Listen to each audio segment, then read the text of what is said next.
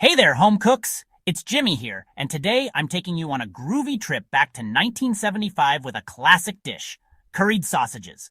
If you're ready to get your retro cook on, don't forget to like and subscribe for more tasty throwbacks. Alright, let's get started. Here's what you'll need. 8 pork sausages, 1 large onion, diced, 2 cloves garlic, minced, 1 tablespoon curry powder, 1 teaspoon ground turmeric, 1 teaspoon ground coriander, 1 teaspoon ground cumin, 1 large carrot sliced, 1 large apple, peeled and diced, 1 cup chicken stock, 1 cup coconut milk, 1 tablespoon tomato paste, salt and pepper to taste, fresh coriander for garnish. Step 1. Cook the sausages in a large pan over medium heat until they're browned all over. Should take about 10 minutes. Once they're done, set them aside. In the same pan, toss in your diced onion and garlic. Sauté them until they're nice and soft, about 5 minutes.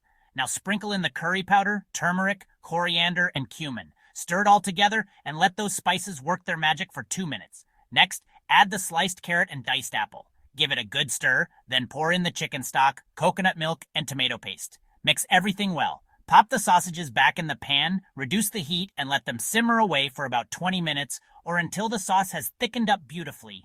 Season with salt and pepper to taste. And voila! Serve your curried sausages over a bed of fluffy rice and garnish with fresh coriander. There you have it, folks.